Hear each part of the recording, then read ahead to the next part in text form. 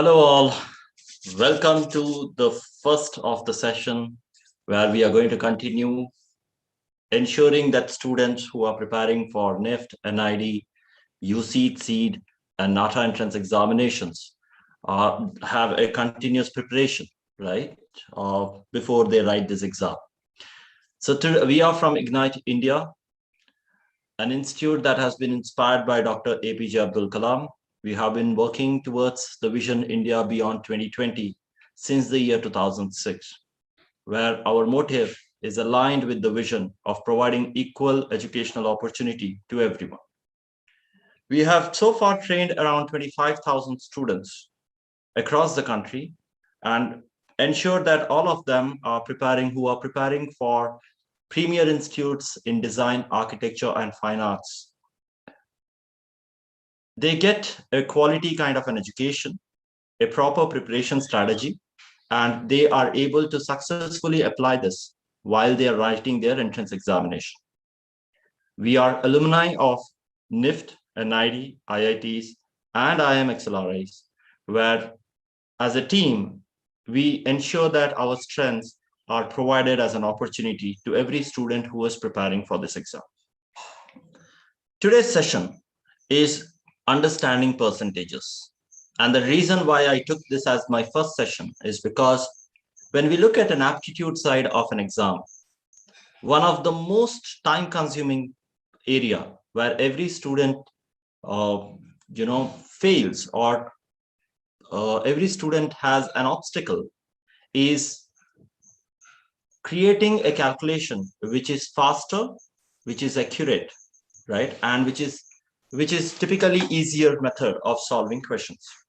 When we look at calculations, percentages comes as the highest prioritized or highest set of questions that consume percentages as a topic, right? Where we are supposed to calculate percentages, where we are supposed to calculate values from percentages.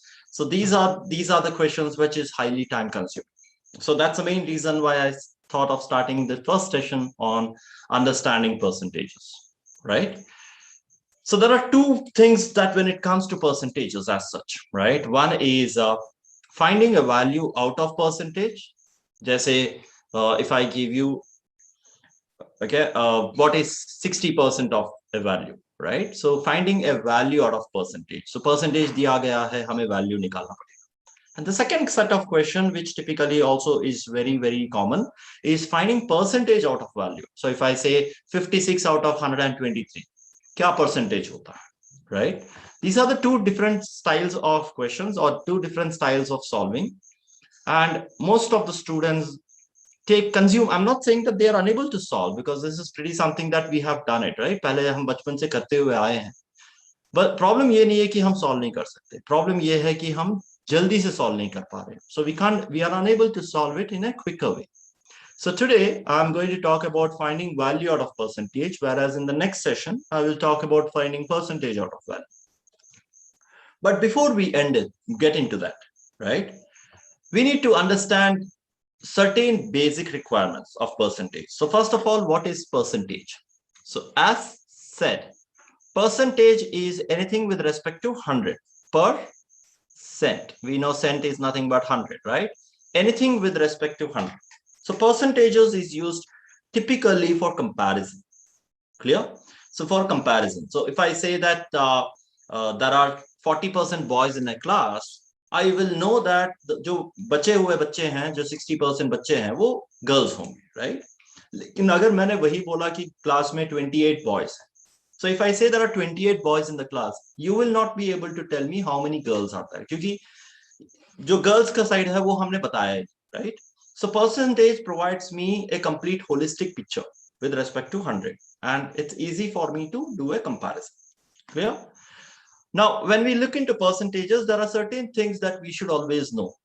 Converting fraction to percent, any value if I have to convert to percentage, any value if I want to convert to percentage, I will have to multiply it by 100.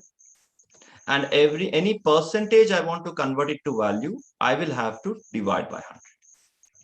Right? So that's how we convert the percentages, or that's how we can remove the percentage.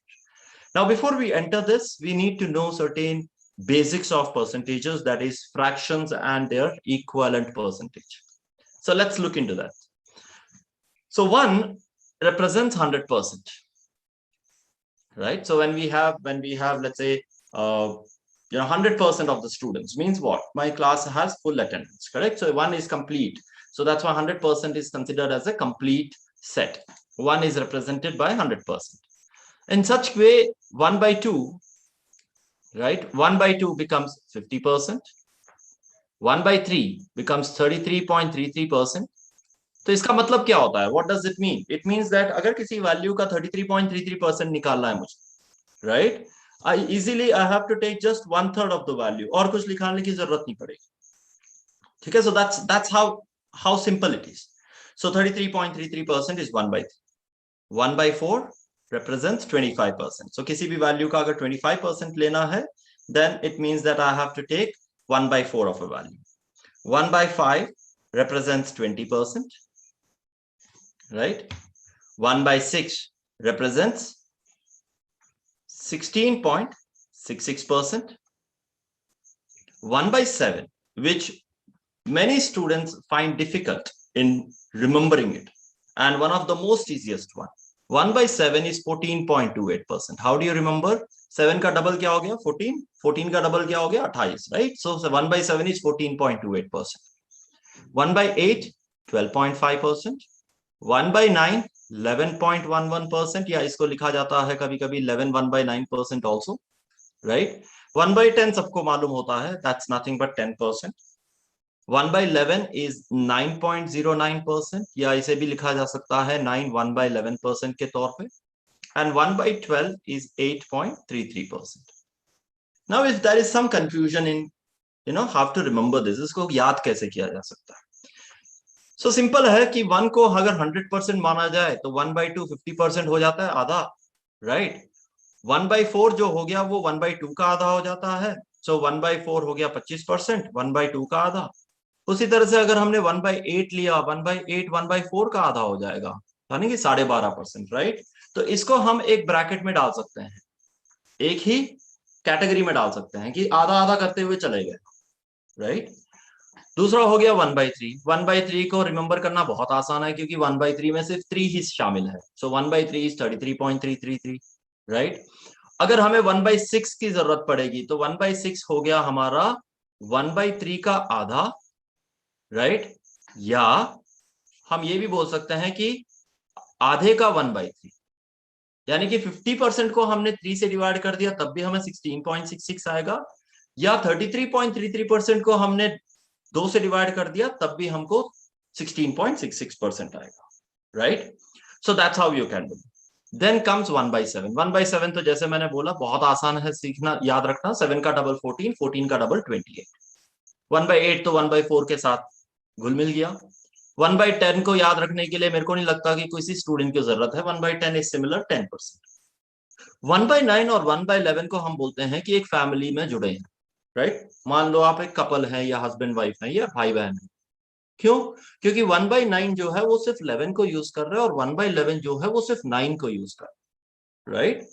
तो इसको याद रखना आसान हो जाता है. 1 by 9 is 11.11 और 1 by 11 हो गया 9.09, राइट? बचा 1 by 12.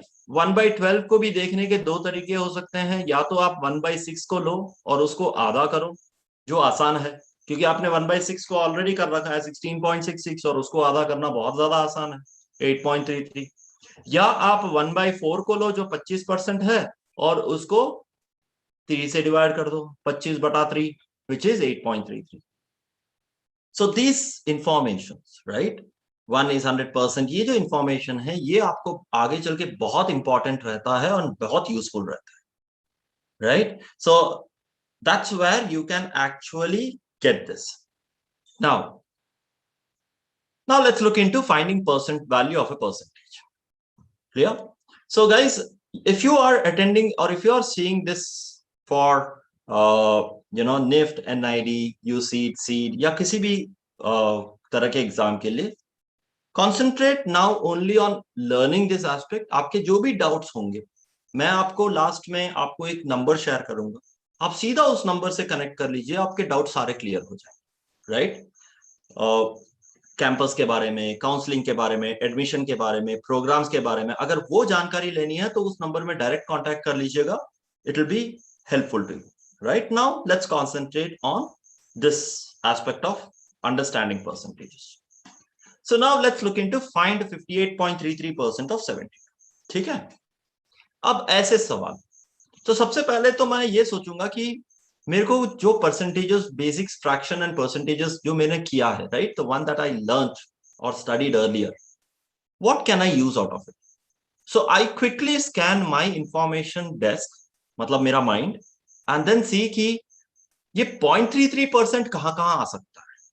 तो मैं जानता हूं कि 0.33% जो है वो 1/3 में आता है, राइट. सो इन 1/3 आई सी ए 33.33%. ठीक है. सो 58% मांगा है, तो मैंने 33.33% ले लिया, जो है वैल्यू का 1/3.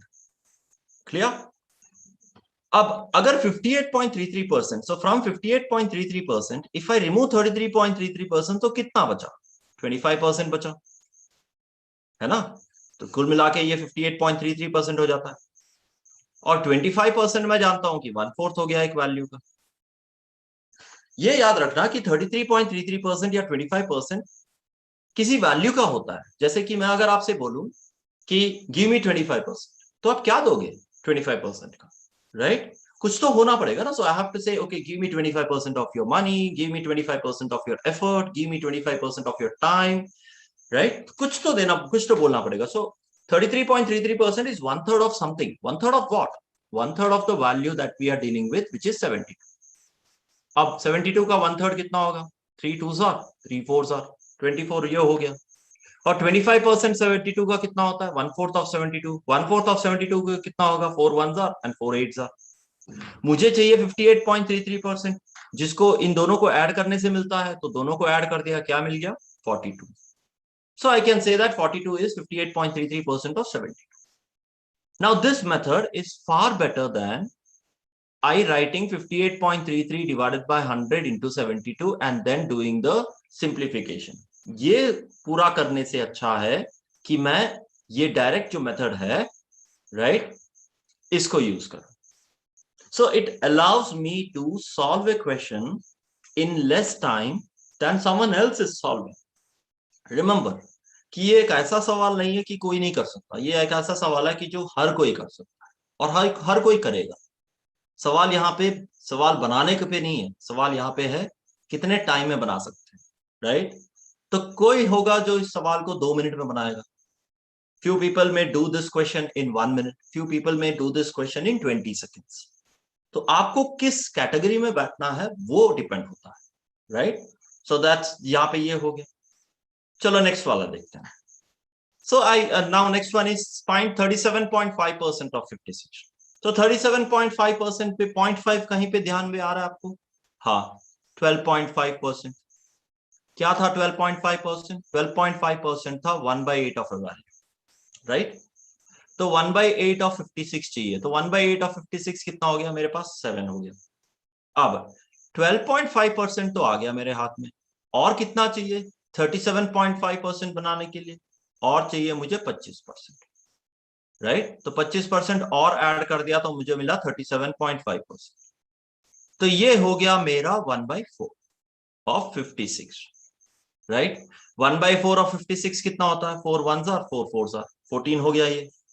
So what is 7 + 14? 21. So I get the value. Now this is one way, right. I'm not talking about the way that people will use this 37.5 divided by 100 into 56 और उसके बाद 5 से डिवाइड करने लग गए, 2 से डिवाइड करने लग गए. उन लोगों, वो मेथड में बात नहीं कर रहा. I'm looking into an easier way of doing. ये एक हो गया. अब ये बनाने के बाद when you are actually solving at home, right, घर पे जब कर रहे हो, so very important thing ये होता है कि ये बना लिया ना, ये बनाने के बाद हमेशा ये ध्यान पे रखो कि what else can you do, right. तो देखते हैं क्या कर सकते हैं. 12.5% है मेरे हाथ में, जो है 1/8. आपको ये रियलाइज होगा कि 12.5% को मैंने अगर 3 से मल्टीप्लाई किया तो मुझे कितना मिलता है? 37.5, जो मुझे चाहिए. 12.5% को 3 से मल्टीप्लाई करने का मतलब है 1/8 को 3 से मल्टीप्लाई करना. 1/8 को 3 से मल्टीप्लाई करने का मतलब क्या हुआ? 1/8 तो 7 है, राइट? 1/8 मतलब 3/8 हो गया। किस चीज का 3/8? 56 का 3/8। 8 7s are 7 3s are, कितना हो गया? 21. So I get that in a different way, right? So Dara, remember this, that every problem that I give, right, in an exam, when I say I, it is not I, it is an educator or someone who's setting a paper. Every problem that they are giving, they know that this problem can be solved in more than one ways. ठीक है? जो अलग तरीके से जल्दी से करेगा उसको वो एडवांटेज मिलेगा, राइट? वरना सारे लोग ये सवाल बना सकते हैं ना। Coming to finding 84% of 75। अब 84% कैसे निकालें? ना 84% का कोई वैल्यू हमारे पास है, राइट? 84% क्या होता है? चलो ठीक है, 84% हो गया 4 into 21%।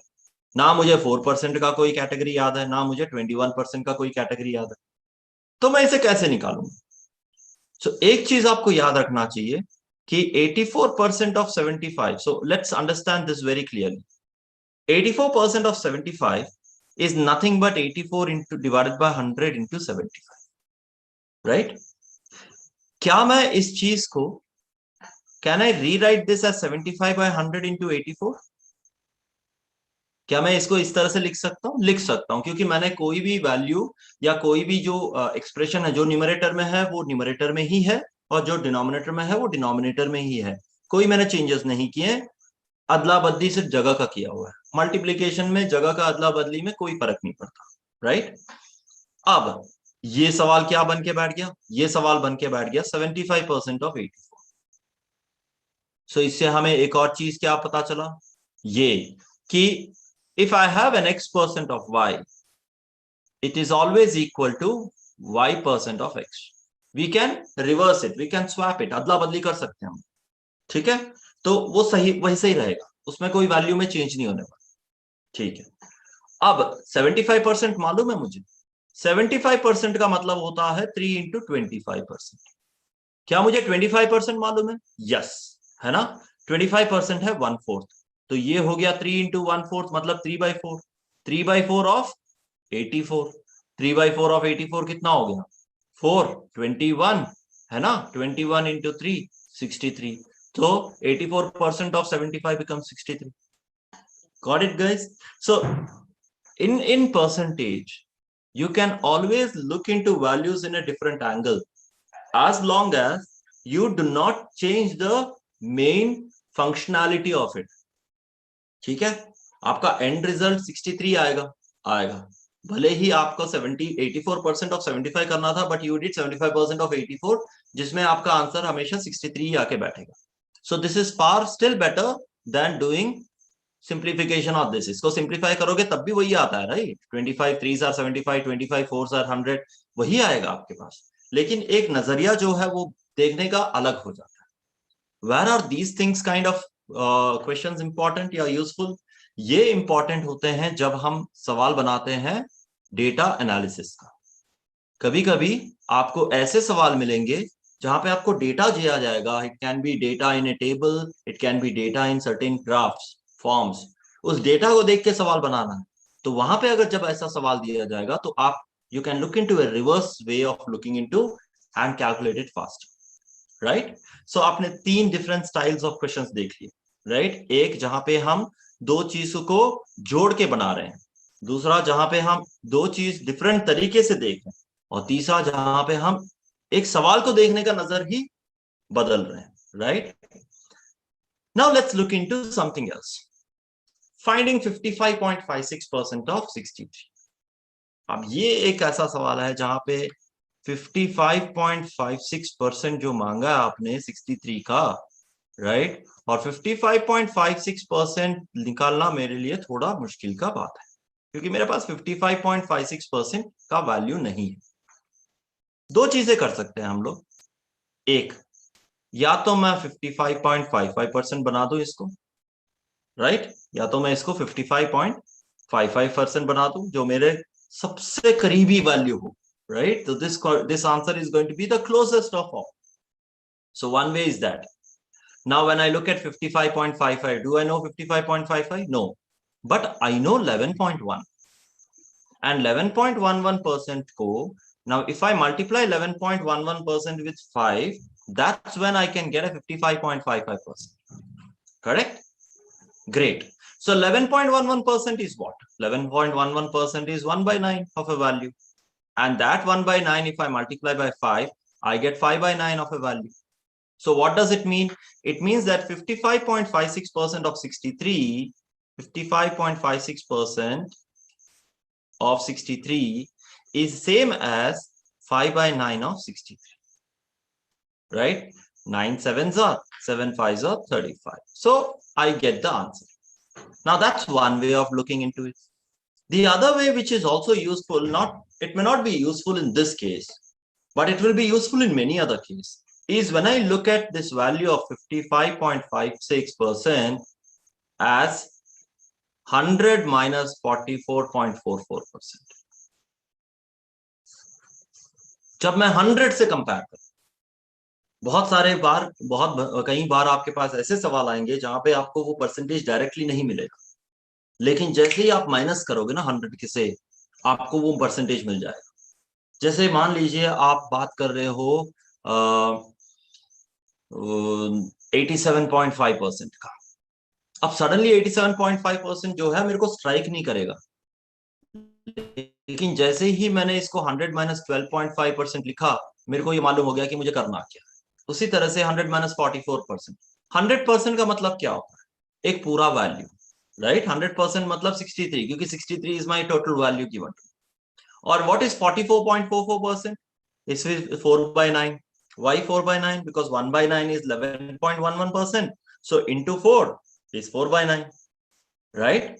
So 4 by 9, 4 by 9 of what? 4 by 9 of 63. तो कितना हुआ? 63 minus, ये हो गया 7 4s are 28. What is 63 minus 28? 35. ये वैल्यू और ये वैल्यू में कोई फर्क नहीं है. Right? So you get the values which are required. So when you look into different styles, clear? So you realize that कि percentage calculate करने के लिए ही आपके पास इतने various styles हैं, which I'm not saying that, ये याद रखना कि एक स्टाइल हमेशा काम नहीं आएगा, ठीक है?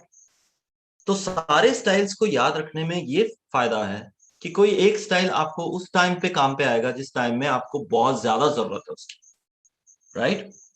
Now these are calculations which are straightforward. They have come directly to you. आपके पास आया है, right? आपको वो basics वाले percentages जो हमने किए थे, some basics, right? ये आपको याद है, you remember this, and based on this you have now calculated the rest of them.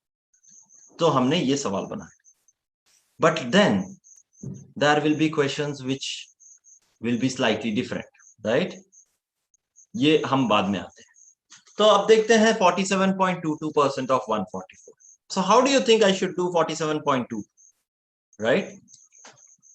तो 47.22 में ये हिंट ले लिया मैंने 0.22 का, और 47.22% से मैंने निकाला 22.22. क्यों? क्योंकि वो 0.22 जो दिया था मुझे, वो मेरा हिंट था, सबसे बड़ा हिंट था कि मैं 0.22 के हिसाब से 22.22 हटा दूं. तो 22.22 क्या होता है? 2 by 9. किस वैल्यू का? 144 का. 9 16s are 144, 16 2s are 32. ये हो गया 32, राइट? दूसरा क्या है? अब 22.22% निकालने के बाद क्या बचा मेरे हाथ में? 25%, राइट? तभी मेरे को ये जोड़ के मिलता है 47.22%, है ना? और 25% एक वैल्यू का क्या होता है? 1/4. तो 144 का 1/4 कितना होता है? 3s are 6 are 36. यहाँ पे हो गया 32 पहले और 36 अब, तो कितना हो गया? 68. तो आपका 47.22% of 44 will be 68. So I hope right now you guys are comfortable in knowing कि percentages is actually not that very difficult when you look it from a very, very broad way. Now comes questions where you cannot use any of these basics, right? तो हमने जो basics की बात किया था वो ज्यादा चल नहीं रहा यहाँ पे, ठीक है? जैसे मान लो 36% दिया, 36% of 72. तो यूजुअली 36% 72 का लोग कैसे करेंगे? राइट. इस ऐसे लिख के they will start reducing the size. So 4 से डिवाइड कर दिया, 4 9 are 4 25 are. अब क्या करना है पता नहीं.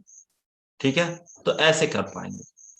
हम लोग क्या करेंगे, 36% दिया है, 36% को सबसे पहले मैंने लिखा 25% और फिर मैंने लिखा 11%. हो गया 36%. चलो, 25% I know is 1/4. 1/4 of 72 is nothing but कितना, 18. यहां पे 18 आ गया. राइट. अब 11%. भाई 11% तो नहीं मालूम, लेकिन 11 के बारे में मालूम है, विच इज 1/9. तो चलो वो 11.11 ही लेते हैं. तो 1/9 ऑफ 72 कितना हो गया, 8. 8 प्लस 18 कितना हो गया, 26.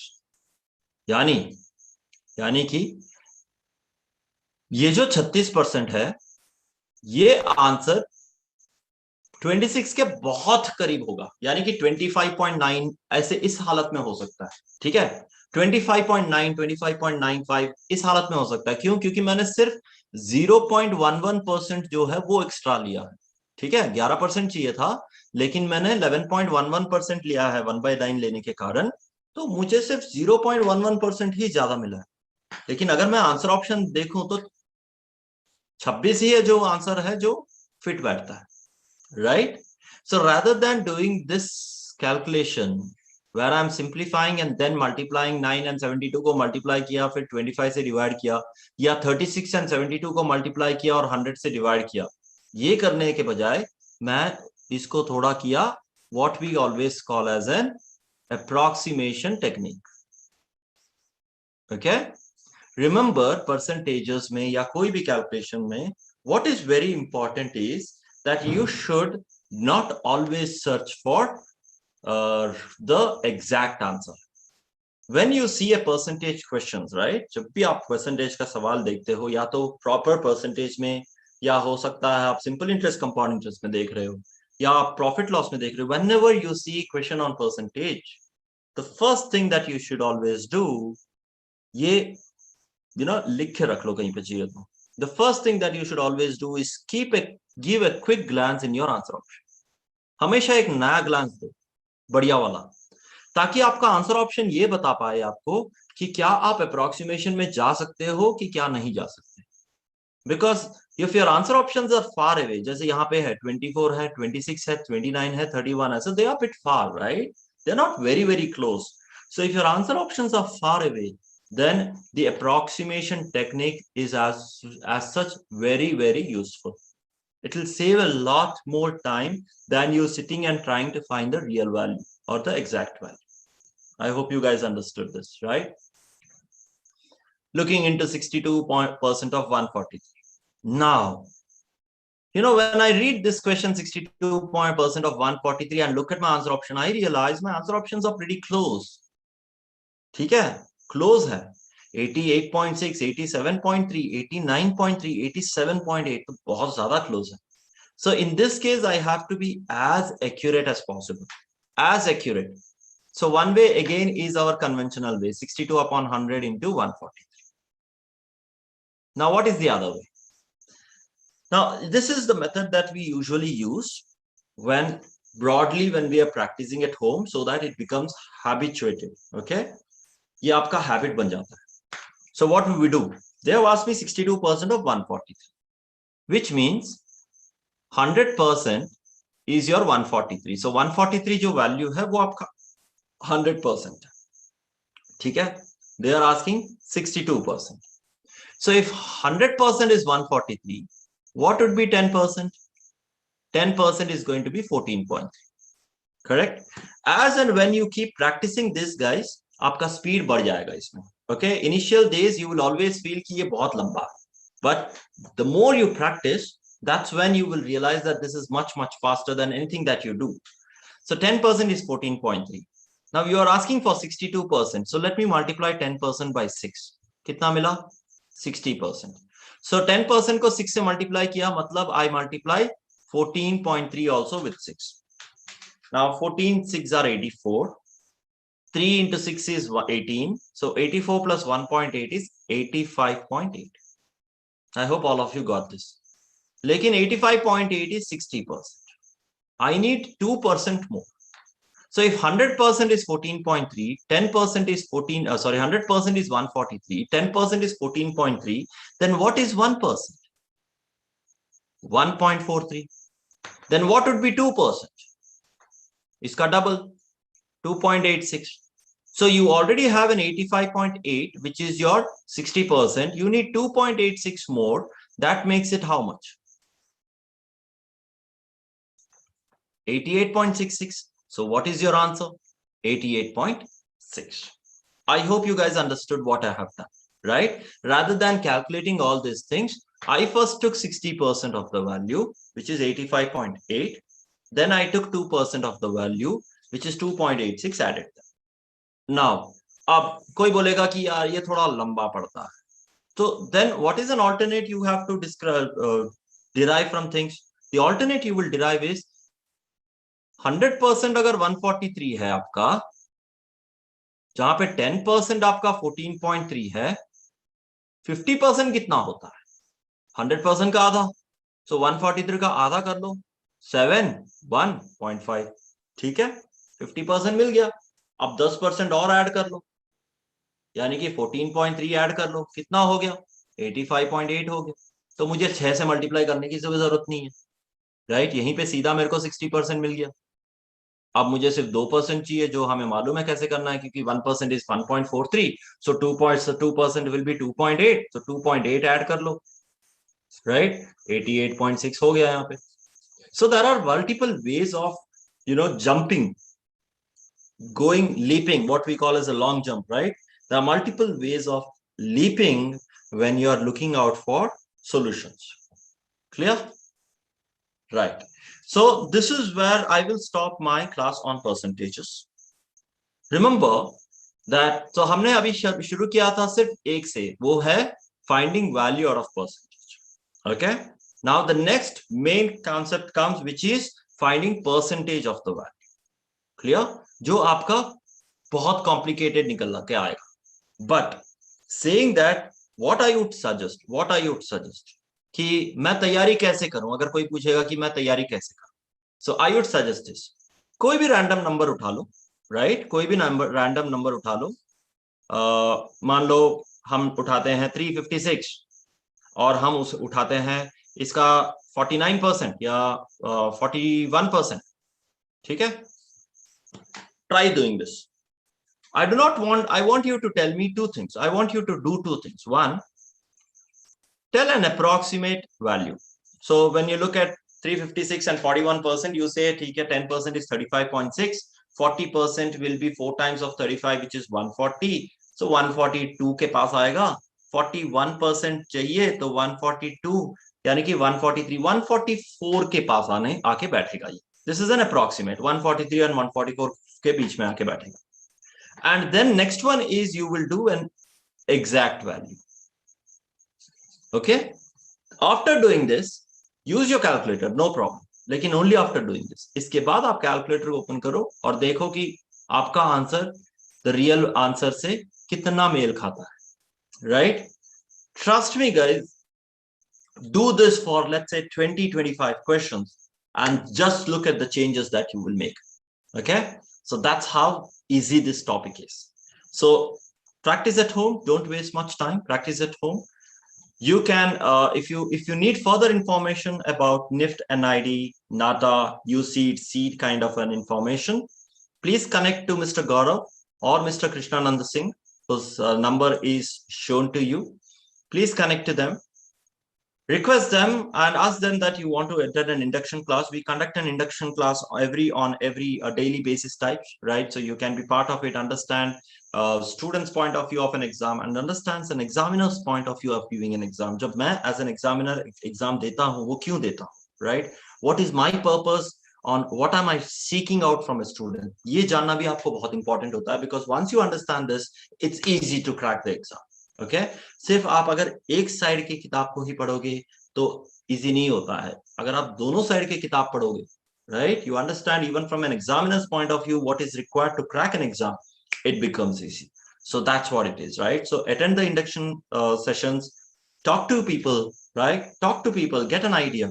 Don't wait for any miracle to happen. Don't wait for, एक YouTube session होगा इसीलिए बात करेंगे, नहीं, यहाँ पे नंबर दिया है, कांटेक्ट कर लो, कनेक्ट कर लो, बोलो कि सर मुझे इसके बारे में मालूम होना चाहिए, right? They're always available on WhatsApp. We will be able to help you out, right? As you said, we are people from NID, Nift, Uceed, IITs. So you can ask about us, about campus, about the way, इसके बाद हमारा placement कैसा होता है, industry में job कैसा मिलता है, क्या सैलरी मिल सकता है. So whatever you guys want to know, you can always ask us and we'll be helping you. And if you want interested in knowing about how to prepare, you are always welcome to join us. Please note that once you join us, you should follow what we say. क्योंकि हमारा motive बहुत clear है. We want everyone to be in, whoever we train, to be in the top 2 or top 3 colleges of their, of their dream college. Not of my college, not the college that I want you to be, but the college that you want to be. So you can do that. We have free loads of materials and these kinds of videos coming up in our app. So please go to Play Store, download Ignite India app. You'll get a lot of things. So thanks a lot, guys. It is wonderful teaching you. I'll hope I'll see you soon on my next class of percentages. Thanks. Good night.